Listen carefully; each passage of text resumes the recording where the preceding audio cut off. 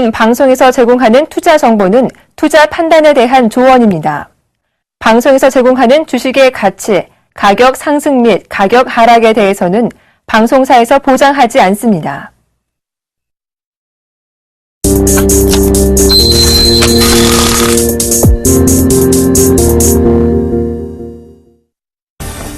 정정불안, 외국 자본 이탈, 경제 기초체력 약화 등 3연 초과 전 신흥국 금융시장의 난제가 풀릴 기미를 보이지 않고 있습니다.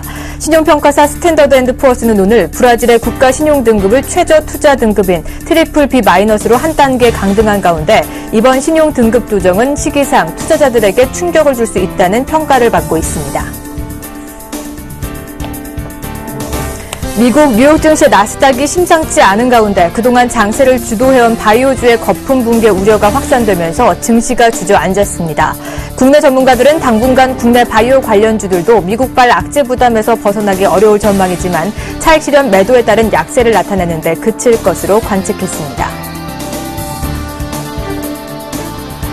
불황의 늪에 빠진 건설업종 회사채 월별 만기 도래액이 다음 달 가장 큰 것으로 나타났습니다. 최근 KT ENS의 법정관리와 현대상선 등급의 투기 등급 강등으로 회사채 시장이 위축되는 모양새를 보여 한계 기업들은 자금 조달에 압박을 받을 것으로 전망된 가운데 올해 국내 건설사 24곳의 회사채 만기 도래액은 5조 2,290억 원으로 이 중에 24.1%인 1조 2,600억 원이 내달에 만기가 돌아옵니다. 금융사와 기업체에서 대규모 개인정보 유출로 금융사기 위험성이 커짐에 따라 카드 결제 시 문자 알림 서비스가 올 상반기에 전면 의무화됩니다. 가맹점이나 카드 신청 방식도 아이패드 등을 통한 모바일 청약으로 전면 개편돼 고객정보 유출 가능성이 원천 차단되며 금융위원회와 금융감독원은 이런 내용의 개인정보 보호를 위한 후속 조치를 상반기 내에 시행할 방침입니다.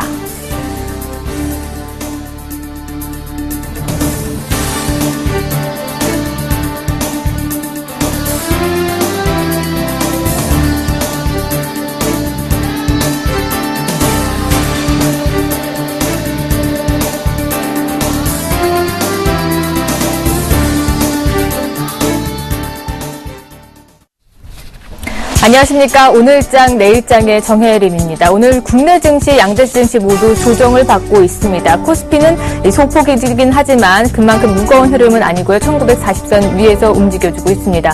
오늘은 코스닥 조정이 큰 모습 보여주고 있습니다. 지금 나스닥 움직임이 심상치 않은 가운데 이 바이오주 버블 붕괴 우려가 그 여파가 오늘 우리 시장 코스닥까지 불어온 듯합니다. 1%대 넘는 조정을 받고 있는데요. 540선마저 무너진 채 움직여주고 있습니다.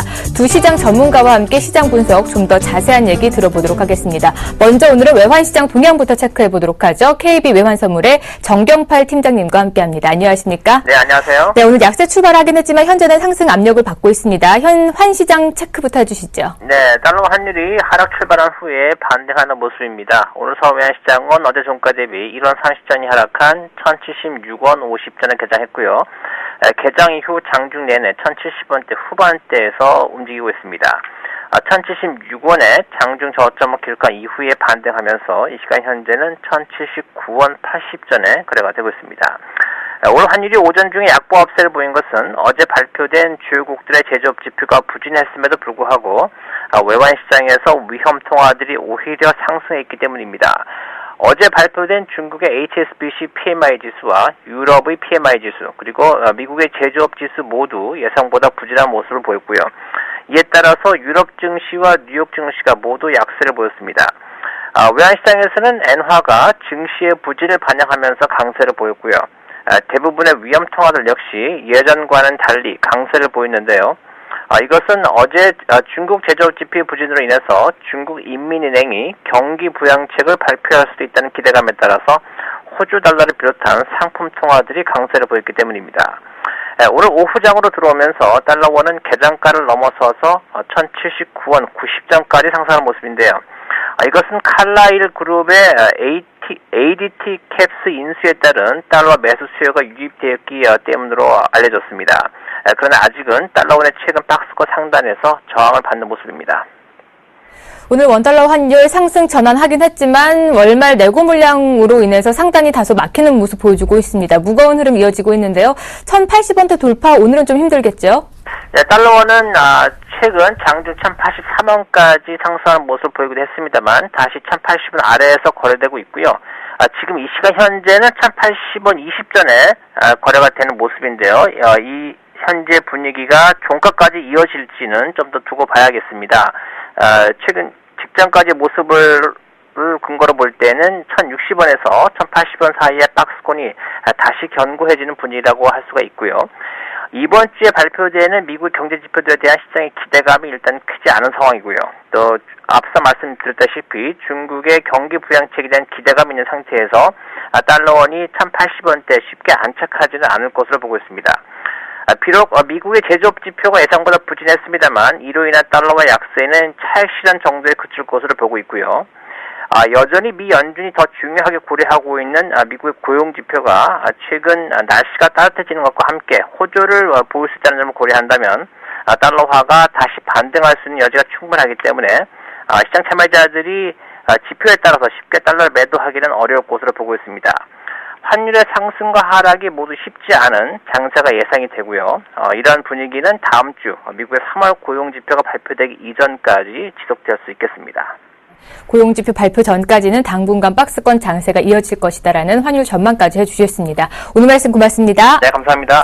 네, 이어서 시장 분석 좀 더 자세하게 해보도록 하겠습니다. 대신증권 글로벌 마켓 전략실의 이경민 연구위원과 함께합니다. 안녕하십니까? 예, 안녕하십니까? 네, 오늘 코스닥 움직임이 심상치가 않습니다. 1% 넘는 조정 받으면서 540선마저 이탈한 모습인데요. 나스닥 여파인가요?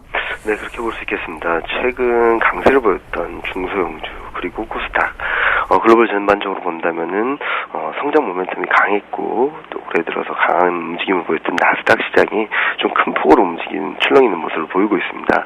이런 여파로 코스닥 시장도 피해가지 못할 모습인데요. 예를 들어서 540포인트까지 하향 이탈하는 모습이 나타나고 있습니다. 다시 한번 미국 증시를 중심으로 그냥 많이 올랐던 종목들에 대해서 버블 논란이 커지고 있는데 일단 미국을 보면은 2009년 이후 지수는 2배 이상 올랐음에도 불구하고 경제지표들은 한 10% 전후의 개선세가 나타났다는 점에 있어가지고는 밸류 부담이 좀 커질 수 있는 상황이라고 볼 수 있겠고요. 12개월 포워드 PER 같은 경우도 2007년 고점 수준에 바짝 다가서고 있다는 점도 좀 다소 부담스러운 부분이 아닌가라는 생각을 하고 있습니다. 하지만 최근 버블 논쟁이 불거지고 있는 그 근원적인 이유는 경제지표가 계속적으로 부진하기 때문인데요. 이번 주부터 아마도 그런 경제지표 부진은 좀 개선되지 않을까라는 생각을 하고 있고, 그리고 눈높이가 워낙 낮아져 있는 만큼 그런 부분들은 낮아져 있는 만큼 시장에 실망감을 던져주기보다는 기대감이라든지 그리고 앞으로 좀 나아질 수 있다라는 신뢰도를 심어줄 수 있는 시점이 아닌가라는 생각을 해서 이로 인해서 시장이 크게 흔들리거나 급락을 하기보다는 박스권 등락을 통해 밸류에이션 부담이라든지 그리고 매물 소화 과정을 거치지 않을까라는 생각을 하고 있습니다. 네, 단기적인 차익 실현 매도에 따른 약세장이 펼쳐지고 있다라는 말씀까지 해주셨고요. 코스피 얘기도 해보도록 하겠습니다. 전 200일선 회복을 눈앞에 두고 번번이 밀리는 모습 보여주고 있습니다. 1950포인트 회복이 쉽지 않은 모습 보여주고 있는데요. 어떻게 내다보고 계신가요? 네, 일단 코스피 같은 경우는 1950선에서 번번이 밀려나는 모습을 이어가고 있는데요. 1950선이라고 하면은 지난 200일선이 위치하는 데다가 지난 등락 과정에서 굉장히 중요한 분기점 역할을 했기 때문에 동치대를 넘어설 수 있을지에 대해서는 꾸준히 체크하실 필요가 있겠고요. 그리고 적극적인 대응 전략을 펼쳐나가기 위해서는 1950선을 안착하는 과정이 최우선적으로 필요한 시점이라고 보고 있습니다. 다만 경제지표 개선 기대감이 유효하고 중국 같은 경우는 경기 부양책에 대한 기대감이 남아있다는 측면을 감안해봤을 때 여기서 추가적인 급락보다는 1940선 전후에서의 지지력을 확보하고 1950선을 꾸준히 돌파 시도하는 움직임이 나타날 가능성이 높지 않다는 생각을 합니다. 다만 앞서도 말씀드렸듯이 중소형주의 밸류 논쟁 그리고 가격 부담이 굉장히 상당히 커졌다는 점에 있어가지고 단기 낙폭이 컸던 대형주 중심으로 좀 대응 전략을 펼쳐나가실 필요가 있겠는데요. 오늘 같은 경우도 그동안 좀 견조한 흐름을 보였던 종목들보다는 화학, 중공업 그리고 유통 관련주들이 좀 강하게 움직이고 있습니다. 건설업종과 그리고 금융업종까지요. 그러니까 단기 낙폭 중심으로 낙폭화돼 대형주 중심으로 슬림화하는 전략이 필요한 시점이 아닌가라는 판단을 하고 있습니다. 오늘 약세장임에도 불구하고 어제 이어서 오늘까지 경기 민감주들의 흐름이 좋습니다. 그동안 낙폭이 과대했던 만큼 이들 종목에 관심을 가져보자라는 말씀까지 해주셨습니다. 오늘 말씀 고맙습니다. 네, 감사합니다.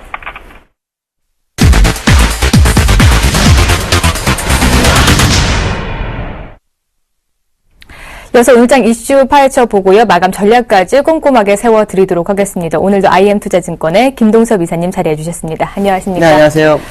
네, 오늘은 샘플한 연은에서 해놓은 말이 화제가 되고 있습니다. 연준은 금리 조기 인상이 어렵다라면서 논란 진화에 나선 모습 보여주고 있는데요. 단순히 논란 진화에 나선 건지 아니면 정말로 조기 금리 인상이 어려운 건가요? 어떤 쪽으로 해석하고 계십니까? 존 윌리엄스 샌프란시스코 그 연은 총재가 발언한 건데요. 이 사람은 일단 보팅 멤버는 아닙니다. 보팅 멤버는 아닌데 자네들랑 상당히 좀 친분이 두텁다고 이렇게 얘기를 하는데요. 제가 오늘 보는 견해로는 금리 인상이 어려운 것은 아닐 겁니다. 그것은 아닌 것 같고요. 이 FOMC 회의 이후에 성명서를 발표하고 그다음에 기자들과의 어떤 간담회에서 질의응답 시간에 대형 실수를 했거든요. 네. 그러니까 엎질러진 물을 이제 주워 담긴 해야 되겠는데 옐런이 하긴 해야 되는데 옐런이 지금 타이밍을 못 잡고 있는 것 같고요. 그것은 이제 주변에서 먼저 작업을 해주는 것이 아니냐 이렇게 봐야 될 것 같고요. 아마도 제가 볼 때는 이 진화를 조기에 하지 못했을 경우에 올 수 있는 후폭풍이 굉장히 크다라고 봐야 됩니다. 왜냐하면 시장에서는 이번 발표 때문에 향후 어떤 시장을 리딩하는 어떤 투자가들의 입장에서는 스케줄이 완전히 짜져 있는 상태거든요. 그러면 FOMC는 항상 안개 속에서 방향성을 제시하는 역할을 했었는데 안개가 완전히 거쳐버리니까 FOMC 회의가 유명무실하게 되는 그런 상황으로 갈 수 있다는 거죠. 그래서 얼마 전에 제임스 블라드도 역시 이 부분을 가지고 민간들이 예측하는 거를 아마 인용한 것 같다. 뭐 이런 식으로 얘기를 했거든요. 근데 제가 볼 때는 아마 진화라고 봐야 될 것 같고. 근데 어려울 것이냐라고 본다면 어렵지는 않을 것 같습니다. 다만 지금 연준에 걱정이 되는 게 뭐냐면 대차대출표 상으로 지금 약 4조 달러 정도가 채권을 가지고 있어요. 근데 이거를 이제 만기까지 가져가게 되면 손실이 커지죠. 거기다가 금리 인상 논란이 정말 실질적으로 불거지게 되면은 이 손실이 가중됩니다. 그러니까 이 부분을 얘기하는 것 같은데 사실 이거는 시중은행에다가 물량을 털어내고 다시 되사는 방법이 있습니다. 그러니까 그런 방법이 있기 때문에 제가 볼 때 이제 큰 문제는 아니다. 결국 금리 인상에 대한 어려운 부분 때문에 그런 것은 아닐 것이다 라는 생각을 해야 될 것 같습니다. 네, 지금은 엎질러진 물을 좀 주워 담고 있는 과정이기 때문에 논란 진화에 나선 것이다라고 보고 계셨습니다. 옐런이 테이퍼링 종료 후에 6개월쯤에 이제 금리 인상을 시행하겠다 이 발언 때문에 문제가 촉발이 된 건데요. 그렇다면 그 시점이 과연 적절하다고 보시는지요? 적절하다기보다는 일단 결정이 나 있다고 봐야 되겠죠. 이 연준 의원들 사이에는 묵시적으로 아니면은 실제로 그 얘기가 됐을지는 모르겠지만 이 테이퍼링 끝나는 시점 6개월은 거의 맞는 것 같습니다. 왜 그거를 우리가 예측할 수밖에 없냐면 아마 시장에서도 저같이 예측하는 사람이 굉장히 많을 겁니다. 작년에 12월 달에 테이퍼링 할 때도 사실은 의외였거든요. 벤 버네키 의장 임기가 이제 2달밖에 안 남았기 때문에 절대 불가능할 거다 생각했는데 이걸 해버렸어요. 그러고 난 다음에 한파가 와서 시장의 어떤 지표가 굉장히 안 좋아지는 상황인데도 불구하고 또 테이퍼링을 했단 말이죠. 자, 그렇다면 누가 이것을 안 믿겠습니까? 이건 정해진 수순일 것이다 라는 생각하는 사람이 거의 대부분일 거라고 봐야죠. 그러니까 결국은 만약에 테이퍼링 속도를 빨리 하면 9월에 끝나죠. 그렇게 되면 내년 3월이 되는 거고요. 그렇지 않으면 그 이후에 6월이 될 확률이 굉장히 높다. 그러니까 적어도 이 해외에서 장기 저류를 빌려서 매매하는 어떤 투자가들 입장에서는 이 날짜만큼 거의 마음속에 굳건하게 잡고서 매매를 할 확률이 높다라고 봐야 될 것 같습니다. 연준이 어느 정도 가이드라인을 놓고 좀 달려가는 걸로 보면 되겠네요. 우리가 계속 조기 금리 인상, 조기 좀 더 빨리 이루어질 거 이것만 계속 논하고 있는데 좀 더 늦출 수는 없는 건가요? 사실 늦출 수가 있는 기회가 여러 번 있었습니다. 첫 번째가 작년에 벤 버네키 의장 임기 내에서 테이퍼링을 하지 말았어야 되는 건데 그걸 한번 놓쳤고요. 그 다음에 지금 한파가 왔을 때 한 번 더 늦출 수가 있었습니다. 근데 늦출 수 놓치지 않았다는 거죠. 그러니까 굉장히 자익자의적 계획 속에서 좀 움직이고 있다라고밖에 해석이 될 수 없고요. 사실은 이 늦추는 것이 제가 볼 때 더 여유가 있다라고 봅니다. 지금은 너무 촉박하게 움직이는 그런 모습이 시장에 나타나고 있다는 것은 사실이고요. 그렇지만 이제 우리가 생각하는 것처럼 어떤 명분 없이는 늦추지를 못합니다. 아마 늦춘다 그러면 아마 한 가지 큰 악재가 터져야 한다는 거죠. 아마 이런 악재는 다른 거 없겠죠. 다른 쪽에서 아니면 미국 내에서 금융위기가 터진다든가 아니면은 뭐 지금 우크라이나 사태가처럼 아주 큰 대형 사고가 한 번 더 크게 난다면 그때는 양적 완화를 종료를 못하죠.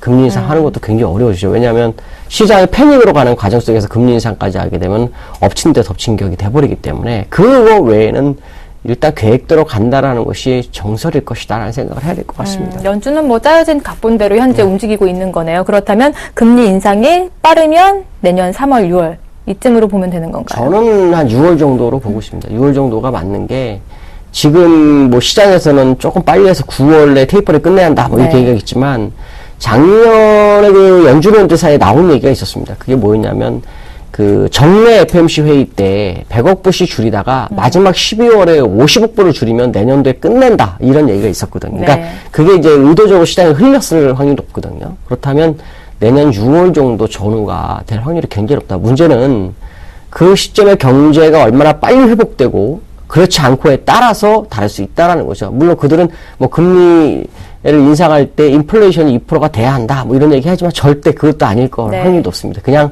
할 확률이 높죠. 문제는 뭐냐면 이 폭이 되게 중요하죠. 0.5씩 해서 연말까지 1% 안짝으로 가져갈 것이냐 아니면 옛날에 그 폴 브로커처럼 순식간에 한 2%까지 끌어당겨 올릴 것이냐 이거 싸움이기 때문에 이 부분을 좀 감안해서 시장은 아마 봐야 되겠죠. 그러려면 결국 GDP라든가 고용이라든가 이런 부분들이 시장에서 예상 또 연준에서 예상한 정도까지 수순대로 올라오는지 여기가 이제 키포인트가 될 것이다라고 보면 될 것 같습니다. 네, 미 지표들을 연준에서 좀 바라는 대로 맞춰줄지가 관건 포인트인 것 같습니다. 이제 우리 시장 얘기도 해보도록 하겠습니다. 오늘 조정받고 있는데 코스피는 견조한 모습 보여주고 있고요. 오늘 코스닥 약세가 두드러지고 있습니다. 1% 넘게 빠지고 있어요. 앞서 말씀드린 대로 좀 나스닥 여파 때문인지요? 지금 그 나스닥이 올 초에 이 성장 관련주들이 한 30% 올랐답니다. 30%. 그러니까 버블이라고 생각하는 거죠. 왜냐하면 성장이 되려면 그 성장에 대한 기대치만큼의 매출 구성이 맞아야 되는데 매출 구성에 대한 회의가 느껴지는 거죠. 그래서 어저께 바이오 기업들의 거품 논란이 나면서 나스닥이 빠졌어요. 그래서 이제 시장에서는 이제 이걸 두려워하는 거죠. 혹시 지금이 정말 고점을 찍고 내려가는 게 아닐까. 근데 사실 다우는 약간 좀 위험하다라고 제가 말씀을 드렸었는데 나스닥은 그렇게 위험하지가 않습니다. 그러니까 나스닥과 코스닥을 이제 비교를 해볼 필요성이 있거든요. 왜냐하면 나스닥의 하락 부분을 아마 성장주 그러면 일단 우리나라 같은 경우는 코스닥 쪽에 몰리기 때문에 나스닥의 하락에 코스닥이 굉장히 민감하게 작용한다는 거죠. 그래서 나스닥과 코스닥을 비교해 본다면 나스닥의 이 주봉 보시면 이게 꺾였냐라고 본다면 전혀 꺾인 상황이 아니죠. 아직도 상승 연장 구간에 있는 그런 국면에 나스닥 이 종합 주봉이 나타나고 있기 때문에 제가 볼 때는 일시적인 현상의 확률이 굉장히 크다라는 생각을 한번 해봐야 될 것 같고 이걸 이제 코스닥을 한번 가져가 보시면 코스닥은 지금 아주 중요한 기로에 있습니다. 지금 지수로 본다면 한 요 정도가 될 것 같네요. 535포인트요.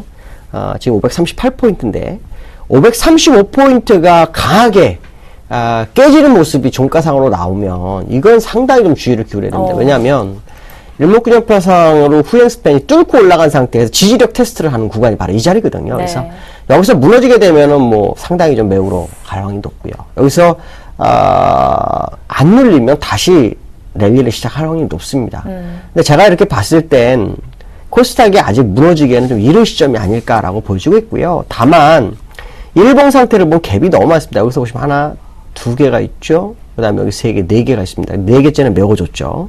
그래서 지금 3개 정도 갭 상승이 있는데, 제가 볼 때는 이 정도 가지고는 코스닥이 안 물립니다. 옛날에 과거 데이터가 꼭 맞는 거 아니면 과거 데이터를 보면 보통 6개, 7개가 나와야 고점이 형성되거든요. 그러니까 이번에도 여기가 3개, 4개, 5, 6개 정도 나오면서 무너졌기 때문에 아마도 갭을 메우기 위한 어떤 그 이유를 나스닥에서 찾은 것이 아니겠느냐. 근데 갭을 순식간에 다 메워줬기 때문에 아직은 상승이 좀 더 남았을 확률은 있습니다. 그렇지만 이걸 뭐 100% 말하기는 어렵죠. 왜냐하면 지금 현재 중국장이 그 경기 부양책의 가능성이 제기되고 있기 때문에 이럴 경우에는 거래소하고 코스닥의 변화가 뒤바뀔 수 있는 부분이 있기 때문에요. 이건 조금 더 관찰할 필요성이 있다라고 보여지고 있습니다. 네, 오늘 1% 넘게 빠지면서 540선 무너지긴 했지만 갭 메우기 과정일 뿐이고 535포인트를 지지해 주느냐가 관건이겠네요. 네, 그렇다면 이제 좀 자연스럽게 그동안 어제도 이렇고 오늘도 그렇고 경기 민감주들이 선전하는 모습입니다. 이제는 좀 대형주 쪽으로 시선을 옮겨봐도 될런지요? 지금 제가 보니까 경기 민감주 중에서는 이제 중국 관련주들의 움직임이 굉장히 일사불란하게 움직이고 있습니다. 네. 그런 이런 모습을 보면 이 중국에 대한 경기 부양 기대감이 굉장히 큰 것이라고 봐야 되겠죠. 오늘도 중국은 상승합니다. 그러다 보니까 우리나라도 상당히 견조하게 지금 움직이고 있거든요. 어저께 미국이 빠졌는데도 불구하고 잘 견뎌내고 있습니다. 그렇다면 결국 중국에 관련한 경기 민감주들의 움직임이 시장에 상당히 큰 확률이 높다. 그렇다면 결국 코스닥에 있는 많은 자본들이 이쪽으로 옮겨가는 과정이 아닐까라는 생각도 일부를 해봐야 된다고 봐야 될 것 같고요.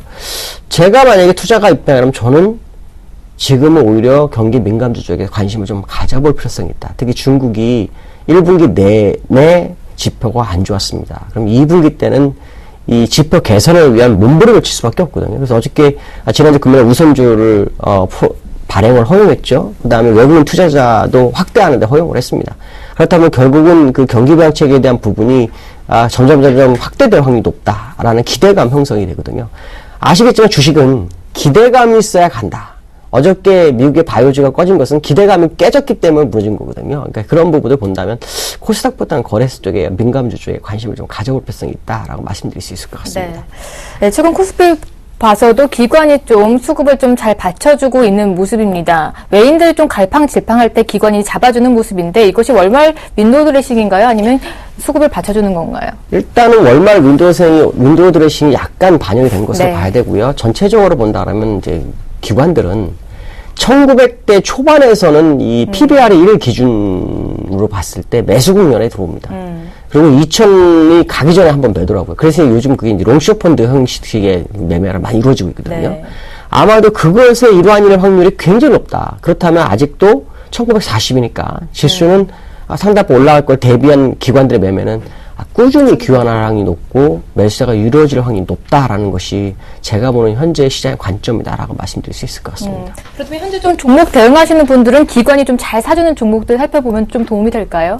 아무래도 기관들의 공통점은 한 종목을 올릴 때 순식간에 올려버리는 그런 네. 경향이 있거든요. 요 근래의 모습이 그렇습니다. 그렇다면 기관 중에서도 투신들이 움직이는 종목들에 관심을 좀 가져볼 필요성이 있다라고 말씀드릴 수 있을 것 같습니다. 네, 기관 쪽에서는 투신 쪽 움직임 동향 잘 체크하시면서 시장 대응까지 해보시면 도움이 되실 것 같습니다. 오늘 말씀은 여기까지 들어보도록 하겠습니다. 고맙습니다. 네, 감사합니다.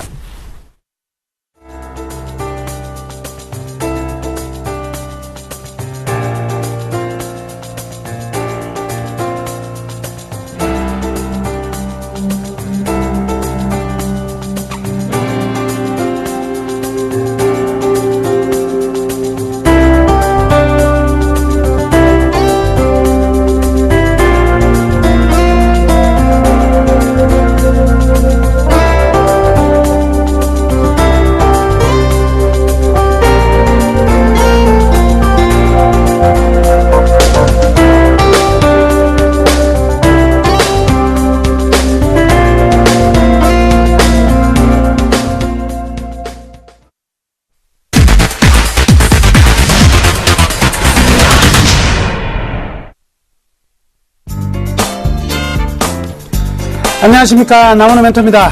자, 오늘 2시 24분 앞으로 35분 남았습니다. 어떤 시간이요? 예, 장 마감 시간이. 여튼 35분 지나면 내일 아침 9시까지는요, 우리는 해방입니다. 그런데 또 아침 새벽 일찍 일어나셔가지고 나스닥 보고 하시는 분들은 하루가 굉장히 짧죠. 느긋하게 투자하는 방법, 그렇게 돼야지만 우리는 이길 수 있습니다. 주식 투자하면서 필요한 것은 여유다. 먼저 이렇게 말씀해 드리겠고요. 오늘 시장이 소폭 좀 밀리고 있습니다. 그죠? 특히 코스닥 같은 경우에는 미국의 나스닥 영향을 좀 많이 받아서 바이오주들 뿐만 아니라 이 바이오주가 떨어지는 것이 아니고요. 바이오주로 인해서 심리적인 전체적인 하락세가 나타나고 있다. 이렇게 볼 수가 있겠죠. 제가 얼마나 강조 많이 했습니까? 선물옵션 만기일이 지나고 나면 코스닥에서 어디로 간다? 저가, 낙폭과 대저가 대형주 쪽으로 이전한다. 그리고 개인이 가장 많이 산 종목들이 절대 올라가지 못한다 이런 것이 아니라고요. 말씀해드렸죠. 최근에 가장 많이 떨어졌던 이 제일모직이라든지 그리고 개인들이 많이 샀던 조선주, 건설주 어때요? 요즘 굉장히 강하죠. 시세는 항상 돌아가면서 오게 돼 있는데 그 타이밍을 못 기다려가지고 다른 매매를 하시는 분들이 당하게 돼 있는 겁니다. 그래서 기본을 보고 펀더멘탈을 보고 시장의 흐름을 보고 한다면 선후의 차이는 있다. 그렇지만 결론은 항상 정확히 나온다는 것은 잊지 마십시오. 이렇게 하셔야지만 여러분들이 투자에서 항상 이길 수 있습니다. 시련은 이때 실패는 없는 투자. 나무누의 Y, 나무누 멘토가 계속 진행할 테니까요. 여러분들 잘 따라오시기를 바라겠습니다. 자, 오늘 어떤 정보 가져왔냐면요. 또 간만이네요. 예, 삼성증권 가져왔습니다. 증권주가 오늘 굉장히 많이 상승하고 있는데, 삼성증권이 지금 현재 6%, 내려오는 동안에 또 올랐네요. 이러한 강세가 나타나고 있다. 오늘 지금 삼성전자가 1% 이상 떨어지고 있거든요. 그런데 시장이요, 코스피가 거의 약보합선이죠. 지금 어떤 상황이냐면 삼성전자 놔두고 나머지 종목들 중에서 움직이는 종목들이 있는데 이 종목들 오늘 움직이는 종목 잘 들여다보세요. 전부 다 개인 선호주입니다. 즉 뭐냐면 코스닥에서 고점에 대한 위기의식을 느낀 개인들의 매도가 어디로 가냐면 바로 거래소로 가되 코스닥 매도한 사람이 삼성전자 가서 살 리는 없겠죠.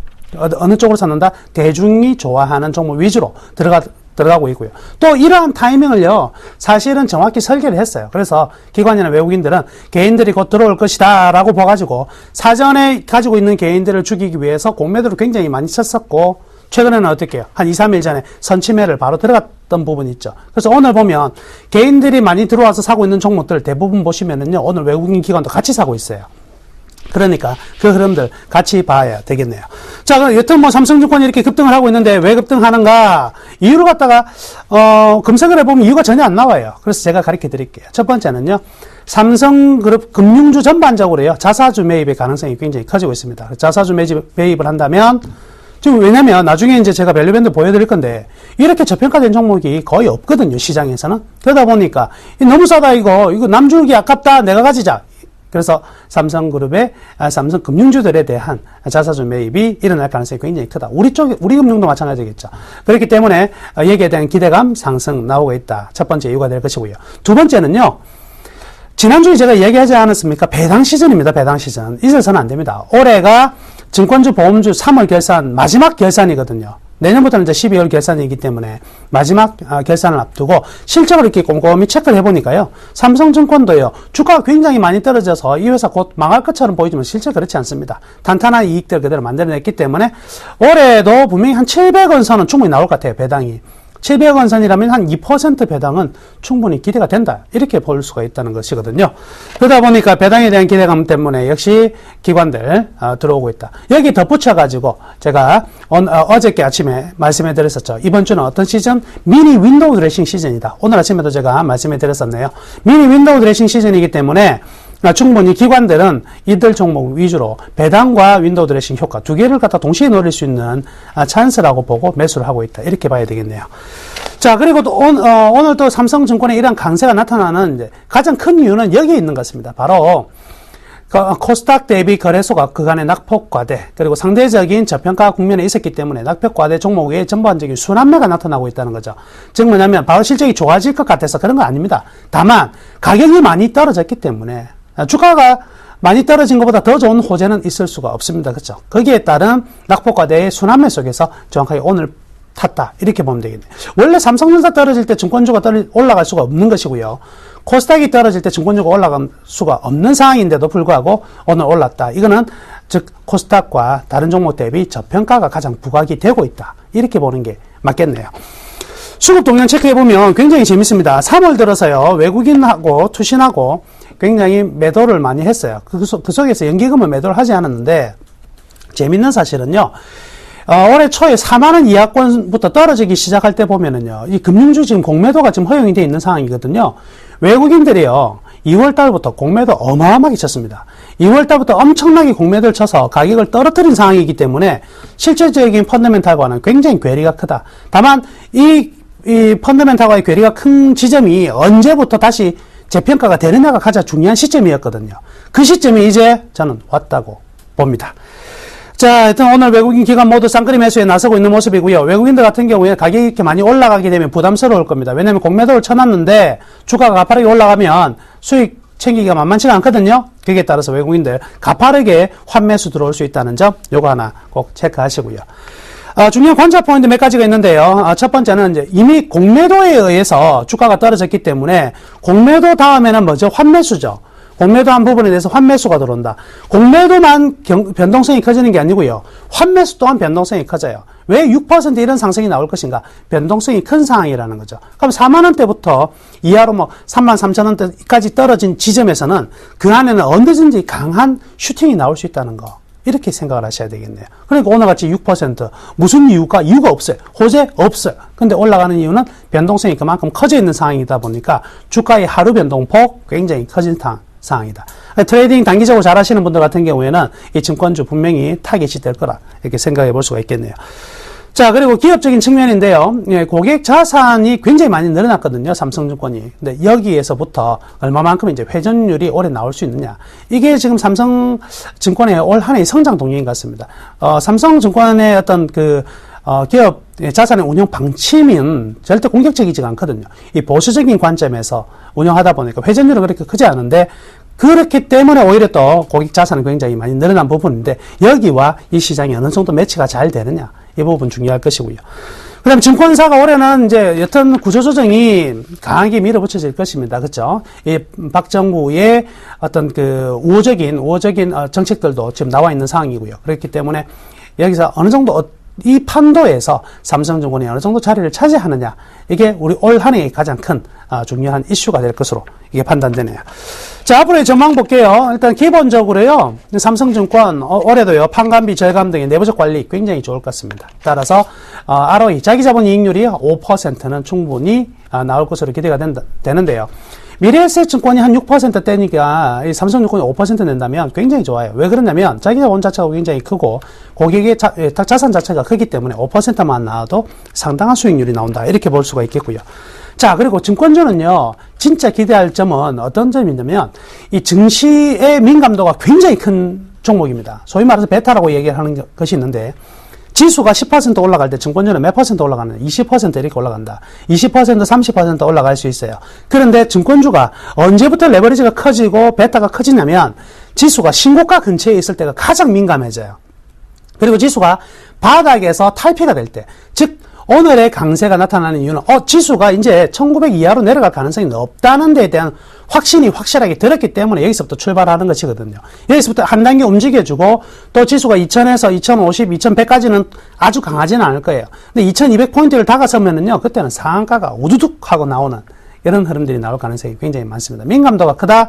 즉, 증시가 화랑이 되면 이 거래 대금이나 증권사의 수익률은요, 급속도로 증가될 수 있다. 요거 하나도 역시 우리가 기대할 부분인데 저는 지금 항상 뭐라고 말씀드렸습니까? 올해 시장요 무지하게 좋은 시장입니다.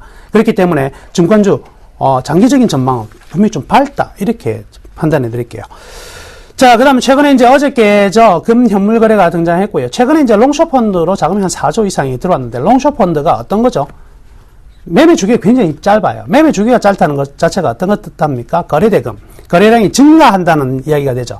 그럼 이런 분위기 속에서 전반적인 증권사의 수익성은 좋아질 수밖에 없고 상품 자체가 새롭게 나온다는 것 자체가 이 시장의 캐파, 전체적인 규모가 커지는 이 상황이기 때문에 전반적인 증권업에 굉장히 호재로 작용할 가능성이 많다. 그렇기 때문에 올 한 해는 증권주도 분명히 이 벼뜰 날이 있다. 이렇게 볼 수가 있겠습니다. 자, 여튼 그러면 지금 현재 37,500원 5% 이상 상승하고 있는 상황인데 이 종목을 따라갈 것인가 말 것인가 여기에 대한 결론을 제가 내드리도록 하겠습니다. 우선 그림 한번 보시죠. 지금 제일 먼저 보는 명업이익과 매출액 순이익 보면은 지금 어때요? 빨간 막대가 계속적으로 우상향해서 올라가고 있죠. 다만 저 노란선 초록색 선이 뭐예요? 이익입니다. 저 이익이 올해 턴어라운드가 된다는 것이고 매출액이 받쳐주고 있기 때문에 올해 이익 증가율은 굉장히 커질 가능성이 많다. 자, 그 다음 저희 밸류밴드 볼게요. 제가 이 증권주 밸류밴드를 그리다 보면 정말 황당한 게 이런 모습입니다. 저 밴드를 아예 이탈해서 바닥에 들어가 있죠. 저런 종목은요, 다른 종목은 거의 없어요. 딱 하나가 어떤 업종이냐면 이 증권주와 그리고 몇몇 은행주도 지금 다 들어와 있는데 오직 하나 증권주만 저 밑에 있습니다. 그렇다고 본다면 저평가도 이만저만 저평가가 상황이 이만저만 가장 큰 저평가가 역시 증권주에 있다 이렇게 볼 수가 있겠거든요. 다만 항상 레버리지와 순간적인 변동성이 큰 상황이기 때문에 적극적으로 추천을 해드리지는 못하는 종목이 또 증권주이긴 하지만 저는 이렇게 전략해드리겠습니다. 단기적인 트레이딩 관점 요것도 좋다. 즉 뭐냐면 현재로서의 추가 반등도 4만원권까지는 공매도에 의해서 떨어진 4만원 이하의 가격은 공매도에 의해서 떨어진 가격이다 이렇게 본다면 4만원까지 빠른 템포의 상승 가능하니까 이 단기적인 트레이딩 관점도 좋고요.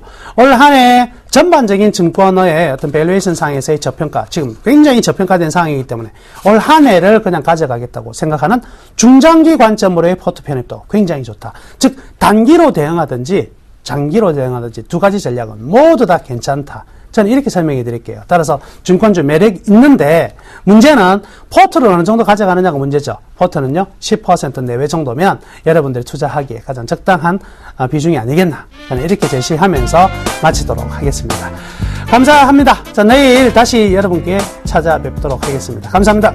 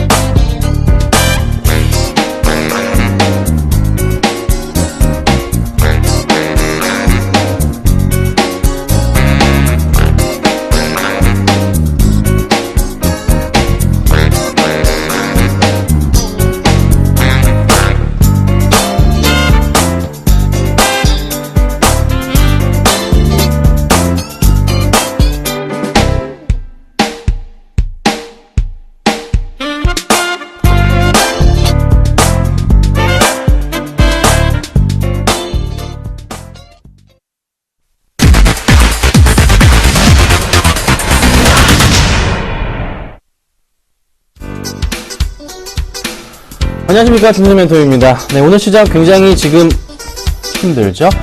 자, 지금 현재 1940포인트고요. 코스닥은 40을 깨고 내려가서 538포인트 상황을 보여줍니다. 1.2%까지 밀려 내려오고 있습니다. 자, 확실하게 조금 대형 민감주들의 반등이 눈에 띕니다. 오늘 장 잘 보이셨죠? 조선주, 화학주, 은행주들 중심으로 해서 반등을 쫙 크게 해주고 있는데요. 따라가야 될까요?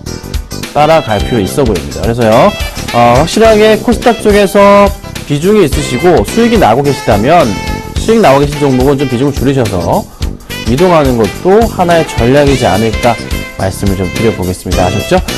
자, 그리고 제가 추천드렸던 종목들은 굉장히 잘 버티거나 굉장히 잘 올라주고 있네요. 좀 이따 봐드리도록 하고요. 궁금하신 종목들 문자를 보내주세요. 013-3366번에 0110번입니다. 자, 지금 보내주시면 봐드리도록 하겠습니다. 이거 코스닥인데 팔고 대형주 갈까요? 상관없습니다. 어떤 질문이든지 주시면 되겠습니다. 도와드리도록 할게요. 자, 먼저 수급 100점주 오늘 종목부터 살펴보도록 하겠습니다. 자, 오늘 가지고 나온 종목 볼게요. 오늘은요, 첫 번째 LG화학, 포스코, 그 다음에 증권주가 올렸죠. 삼성증권, LG전자, 그리고 삼성물산, 대형주들로만 조금 포진이 됐습니다. 자, 먼저 LG화학 보겠습니다. 화학주 오늘 좋죠. 롯데케미칼도 굉장히 좋고요. 굉장히 좋은 흐름이 나타나고 있습니다. 볼게요. 자, LG화학이요, 오늘 2.6% 정도 상승을 해주고 있고요. 그 다음에 롯데케미칼 마찬가지로 좋은 흐름 보여줍니다. 자, 화학주 제가 좋다 말씀드렸죠. 매수 가능하다 의견 드렸었고, 철강주도 마찬가지로 가능하다 의견을 좀 드렸습니다. 자, 바닥에서 치고 올라갑니다.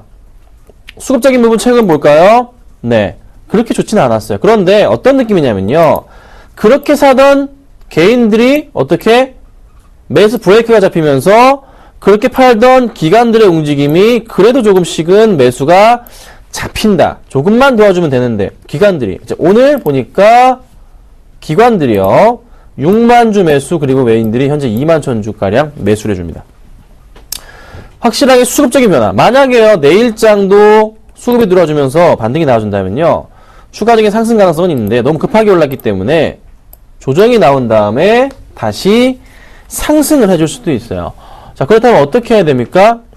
조정을 거친 이후에 다시 기간 수급이 들어와 주면서 주가가 요렇게 다시 반등을 줄 때, 요거죠. 이렇게 반등을 줄 때, 요렇게 갔다가 올라갈 때, 동그라미를 쳐드리자면, 요런 반등 포인트에서 매수를 하는 게 좋겠죠.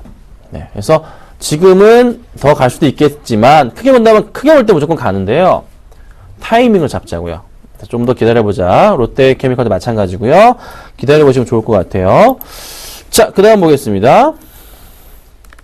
자, 포스코입니다. 자, 포스코도 그랬고요. 제가 오늘 오전장 방송에서 현대제철 질문 주신 분께 아이 좋아 라고 제가 표현을 썼습니다. 자, 그만큼 좋다는 겁니다. 조금 더 갈 수 있기 때문에 포스코 더 갈 수 있죠. 오늘장 이렇게 30만원까지 갔어요. 네, 추가적인 반등 나올 가능성 있습니다. 잘 들고 가시고, 역시나 마찬가지로 화학주처럼 똑같이 조정이 나왔다가 다시 갈 때 그때 한번 노려보세요. 아셨죠? 네, 지금 보유하고 계신 분들은 들고 계시고요. 여타 많이 물려 계신 분들도 마찬가지로 들고 계시면요. 쫙 이렇게 올라가는 포인트 나올 겁니다. 아셨죠? 역시나 마찬가지로 홀딩 의견 드릴게요. 잘 들고 계세요. 수급 좋았습니다, 오늘. 자, 그리고 증권주가 올렸어요. 네. 삼성증권인데요. 오늘 5% 정도 상승을 합니다. 많이 올라가요. 어떤 포인트가 있을까요? 뭐 증권주들 좋은 흐름이 최근에 나타나고 있는데 최근 수급을 보자면은 그렇게 좋지는 않았거든요. 계속 그냥 외인들과 기관의 파란 물결이었습니다. 파도가 쳤어요. 아주 파란색으로. 그런데 오늘 수급은요. 잠깐 좀 보자면요. 잠정치인데요. 외인들이 한 95,000주 매수가 들어와주고 있고요. 기관들이 한 94,000주 양매수가 강하게 잡히면서 주가를 끌어올립니다. 저는 그런데 아직 못 믿겠습니다. 네. 조금 더 반등 흐름, 조금 더 상승 흐름이 나와주지 않는 이상 들어가고 싶은 생각이 없어요. 그래서 뭐 바닥에 사신 분들은 좋겠지만 대부분의 분들이 물려 계신 종목이거든요. 이게 보면 충분하게 이 바닥에서 오늘 반등은 줬지만요. 조금 더 기다려 봐야 됩니다. 그래서요. 상승을 주면서 한번 조정이 나왔다 다시 갈 때 이 조정폭에서 매수를 하면 매수를 했지 절대 아직은 매수하고 싶은 생각은 없네요. 바닥에 매수하신 분들은 좋겠다라고 말씀드려보지만 또 제 원칙상 금융주들은 웬만하면 추천을 잘 안 드리죠. 그래서 일단 좀 기다려보자. 네, 아직 오늘 첫날이니까요. 좀 더 참아보자 의견 드리도록 하겠습니다. 자, LG전자입니다. 저희 LG 제가 디스플레이를 추천드려서 잘 먹고 나왔어요. LG 디스플레이도 수급이 좋은데요. LG전자가 또 한번 치고 갑니다. 자, 중요한 포인트는 뭐냐면요. 애플이 지금 스마트폰을 출시를 하게 될 텐데 아이폰 6를요. 전반적으로 시장 상황이 어떻게 되고 있죠? 스마트폰 시장 자체가 한 단계 내려왔어요. 계속 계단을 타고 가다가 약간 내려왔습니다. 아니면 그냥 정체 구간. 그러니까 크게 매출 확대가 이루어질 수 없는 시장이 스마트폰 조금 이렇게 생겼는데, 근데 중국 쪽으로 이제 새롭게 시장들이 좀 넓혀지는 가운데서 이제 옵티머스 시리즈들이나 G2 이런 G 시리즈들이 조금 매출 확대가 이루어질 가능성은 열려 있지만 조금 약간 걱정인 것은 그 전반적인 시장의 침체기라서 삼성전자가 아직까지 크게 가지 못하고 있잖아요. 그래서 이렇게 반등을 주는 포인트 이제는 조금 매도해도 되지 않을까라는 생각이 듭니다. 자, LG 디스플레이 같은 경우에도요, 많이 올랐다가 조정이 나왔는데, 잘 매도 치고 나왔어요. 제가, 수익을 내드리고 나왔는데, 많지는 않습니다. 한 4% 정도 내고 나왔습니다. 그쵸? 오전 방송 보시면 아실 거예요. 공개 방송 때 매도 처리하고 나왔는데, 충분하게 전 고점까지 도달을 했고요. 상승이 나오더라도 조금 제한적일 가능성이 높기 때문에, 이 LG 관련주들은 지금부터는 좀 조심해야 됩니다. 매도 관점으로 보세요. 굳이 따라가지 말아주셨으면 좋겠다 해서 제가 뽑아봤습니다. 자, 그 다음 볼게요. 자, 삼성물산 보겠습니다. 그렇게 흘러내리다가 오늘 상승을 줍니다. 네. 계속 바닥을 좀 확인하는 듯 했는데요. 오늘 반등을 좀 주네요. 더 갈까요? 크게 보겠습니다. 많이 밀렸던 주가 흐름이었죠? 그쵸? 근데 이제 요렇게 그림을 좀 맞춰보니까 반등의 실마리가 조금 보이나요? 차트상의 흐름을 볼 때는 제가 제일 좋아하는 그런 그림이 나왔어요. 그렇죠? 여러분들 아시죠? 네. 자, 여기서요. 추가 상승이 나올 경우에 어디까지 갈 수가 있을까요? 어디까지? 평행하게 맞춰본다면요. 아무리 못 가더라도 한 요 정도 포인트는 잡히지 않을까. 1차적인 반등 구간입니다. 62,000원 포인트가 조금 눈에 들어오는데요. 가능성은 있다는 판단입니다. 수급이 좀 도와줘야 되는데 최근에 수급은 기관들은 팔고 외인들만이 매수가 강하게 들어오고 또 개인도 좀 매수가 들어와서 그렇게 좋은 흐름은 아니에요. 자, 오늘 수급 볼게요. 근데 오늘 수급은요. 외인과 기관들이 양매수가 들어오거든요. 이게 오늘 처음 들어왔어요. 그러면 내일까지 만약에 이 수급이 연장이 되면서 또 빨간불 올라가 주면서 상승을 그려주면서 기관과 외인이 같이 들어온다. 그럼 그때 매수해서 몇 프로 먹으면 됩니까? 한 3, 4% 먹으면 돼요. 요 정도 갭 메우는 구간. 그렇죠? 그 포인트 노리면 되는 겁니다. 그래서 그거 노리실 분들은 내일 좀 확인하시고 대응해도 되겠다라고 제가 의견 드리겠습니다. 상담을 좀 할게요. 자, 4008님 바텍 해드리겠습니다. 바텍. 그 다음에 레고캠, LG이노텍 등등 좀 봐드릴게요. 자, 먼저 바텍 보겠습니다. 바텍이, 쳐졌네요. 자, 오늘 3.6% 빠집니다. 자, 오늘요, 코스닥이 많이 빠집니다. 대부분 종목들이요, 좀 많이 밀리고 있어요. 특히나, 최근에 많이 올랐던 종목들이 지금 오늘 쫙 차익 실현해주면서 무너져 내려오고 있는데요. 바텍의 최근 수급 보겠습니다. 이런 느낌이에요. 딱 보자마자 느낀 게, 뭔가 조금 약간 흔들리는데, 기간 이틀 연속 매도, 개인 매수하는 게 흔들리고 있는데, 그리고 또 어떤 느낌? 얘가 주인이 없구나. 투신권 매수 물량이 있긴 한데 썩 마음에 들진 않네요. 그래도 들어오긴 해요. 약간 주인이 있긴 하지만 할까 말까, 발을 들일까 말까 고민이 되고 있는 그런 단계로 판단이 됩니다. 잠정치 보니까요. 자, 기관들의 매도세, 투신권 매도세가 잡히네요. 그렇게 사던 투신권이 매도세로 전환을 합니다. 좋은 흐름인가요? 아니죠. 안 좋아요. 자, 그럼 차트를 크게 볼게요. 주봉으로 보자면 바닥으로 인식되는 구간 자체 요 포인트가 있고요. 그쵸? 그리고 이 정도 포인트가 바닥 인식으로 자리가 잡혀 있는 구간입니다.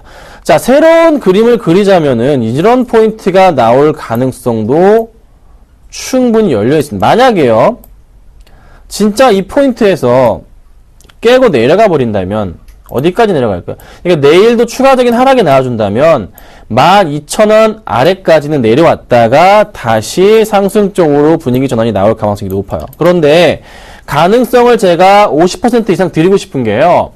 수급이 약간 꼬입니다. 네, 그래서 내일장에서 수급이 돌아오지 않는 이상은 조금 위험하지 않을까 판단이고, 사실 수급이 돌아와서 다시 올라가게 된다면요, 이런 그래프가 나와야 되거든요. 그러면 이런 흐름이 나와야 되는데 차트 흐름이 이렇게 바뀌어줘야 돼요. 바뀌어줘야 되는데요. 지금은 그 모양새 자체가 딱 눈에 들어오진 않네요. 그래서 일단 기다려 보시고요. 내일도 추가적인 하락이 나올 경우에는 이게 지금 라인 자체가 한 60일선 라인인데 위험할 수가 있으니까요. 조금은 내일 하락이 나온 순간 전 저점 라인 포인트인 13,000원 포인트 깨고 내려간다면 어떻게 해야 되죠? 비중을 좀 줄여보자. 제가 그렇게 의견을 좀 드려볼게요. 아셨죠? 요 포인트입니다. 기억을 해주셨으면 좋겠어요. 자, 그 다음 볼게요. 레고캠 바이오 보겠습니다. 상장한 지 그리 오래된 종목은 아닌데요. 자, 오늘 4.9% 정도가 빠집니다. 네, 작년 5월에 상장을 한 종목이고요. 주가가 그동안 많이 올랐습니다. 정말 많이 올랐어요. 주봉 볼게요. 정말 많이 오른 종목입니다. 자, 20주선을 얘가 따라가는구나 라는 느낌이 들어요. 그쵸? 딱 그림 나옵니다. 또 하나 뭐 그럴까요, 제가? 평행하게 라인을 긋습니다. 아이고, 죄송합니다. 자, 그거 보자면요. 대충 라인 따라서 얘가 움직이는구나 라는 생각이 좀 들어요. 들지 않으세요? 바닥 라인에서 새로운 그림을 그려가고 있습니다. 고점인데 오늘 빠졌어요. 그쵸? 주봉상으로 이번 주 못 버티고 다음 주 또 빠져버리면요. 얘 요렇게 가는 거예요. 여기 얼마죠? 라인 잡아볼까요? 여기가요. 23,200원입니다. 23,000원 중반까지는 밀려올 가능성 있습니다. 그 다음 다시 올라가던가 하겠죠. 수급적인 부분 체크를 해볼까요? 네, 수급 굉장히 안 좋아지고 있는, 오늘 잠깐 볼까요? 오늘 장은 아직 뭐 잡히는 건 없네요. 하지만 오늘 빠지는 걸로 봐서는 그리 썩 마음에 들진 않는데, 그리고 다시 투신권 매수가 좀 들어오긴 했어요. 이 포인트는 좋아 보이지만, 조금 더 확인은 필요합니다. 그래서 내일장도 하락이 나와준다. 그러면서 21선 깨고 내려가는 포인트가 잡히면서 24,000원 깨질 때는 정리하셔야 됩니다. 26,000원 매수하셨는데요. 너무 높게 매수하셨어요. 그렇죠? 비중도 너무 크셨어요. 너무 고점에서. 사더라도 제가 항상 말씀드리는 포인트를 잡자면 요 정도 포인트 잡으셔야 되잖아요. 이건 일봉인데 아까 주봉이랑 똑같은 거예요. 이런 포인트를 보셔야 됐었는데 지금은 조금 욕심을 내셨던 것 같아요. 그래서 내일도 하락이 나온다면은 정리를 하셔야 되지 않을까, 비중을 줄여보자 의견 드려보도록 하겠습니다. 자, 그 다음 보겠습니다. 5410님. 자, LG이노텍입니다. LG이노텍은요, 팔 필요가 없는 종목입니다. 네. LG이노텍은 계속 더 갈 겁니다. 왜 그러냐면요.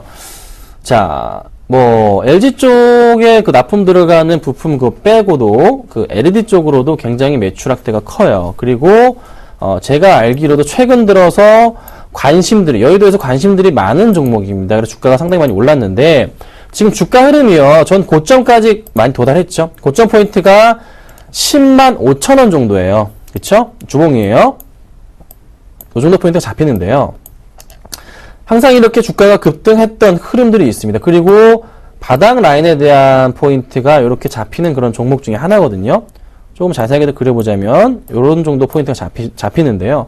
반등을 가져온다면 이 포인트에서 조금 10만 5천 원 뚫고 갔을 때 고민을 해봐야 돼요. 그때 기관들이든 외인들의 수급이 꼬이면 그때 매도하는 거지 지금은 아닙니다. 그리고 매수가가 11만 원이세요.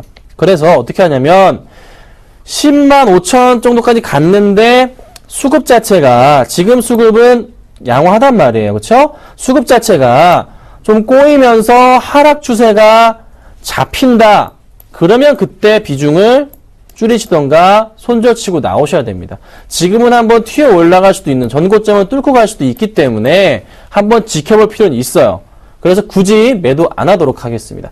가져가 보시고요. 조만간이 될 수도 있는데요. 다시 그때 연락을 주시면 자세하게 봐드리도록 하겠습니다. 아셨죠? 자, 종목 AS 잠깐만 하고 오늘 추천 좀 말씀드릴게요. 3,000원 자전거 추천드렸잖아요. 어제 한 번만 볼까요? 오늘 이 종목이요. 어제 제가 종가 추천드렸어요. 자, 그런데 갑자기 아침에 잠깐 좋다가 보세요. 지금 이거 분봉이 일어났습니다. 1분봉입니다. 잠깐 좋다가 그냥 쫙 내려가 버립니다. 네. 그래서 17,650원까지 갔다가 다시 쫙 올라갑니다.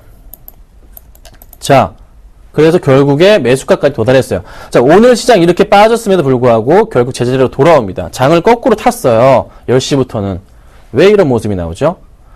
수급은 꾸준하게 다시 들어와 주고 있고, 오늘 수급도 장 끝나고 봐야 되겠지만, 일단 외인들이 좀 더 많은 물량을, 장 중반에 매수해 주면서 주가를 끌어올렸던 흔적들. 그렇다면은, 일봉상으로 봤을 때, 말씀드렸던 밑꼬리 길게 달렸죠? 한번 치고 올라갈 수 있는 포인트가 나올 가능성이 높다는 거죠. 그 포인트 보셔야 된다는 거예요. 그래서 걱정하지 마시고, 가져가시자 말씀을 드려보고요. 오늘 추천주는 이겁니다. 추천주를 제가 계속 줄여나갈 건데요. 이번 주까지는 드릴 겁니다. 자, KG 이니시스를 가지고 나왔습니다. 수급적인 부분 굉장히 매력. 오전장에도 잠깐 언급을 드렸던 종목입니다. 거의 매수가 부근 근처입니다. 괜찮기 때문에 많이 안 올랐기 때문에 시장이 오히려 도와주지 않았나라는 판단이에요. 공인인증서 규제 완화 효과 보시고요. KG 모빌리언스 지분 46%가량 보유하고 있습니다. 지분 효과 보시고요. 갤럭시 S 출시가 항상 되기 전에 주가가 많이 올라갔던 경향이 있습니다. 그래서 내일장 기대가 크다 말씀을 드려보고요. 매수가를 잡아드릴게요. 매수가는요, 오늘 종가로 갑니다. 오늘 종가로 매수해 주시면 될 것 같고요. 목표가는 얼마까지요? 21,000원까지 제가 요 포인트를 노려보자 합니다. 그리고요, 손절가는 얼마? 정말 짧게 갑니다. 18,000원으로 깨고 내려가면 손절 처리하도록 하겠습니다. 아셨죠? 자, 오늘은 제가 KG 이니시스 말씀을 드려봤고요. 내일장 어떻게 하면 상승하는지 지켜보도록 하겠습니다. 감사합니다.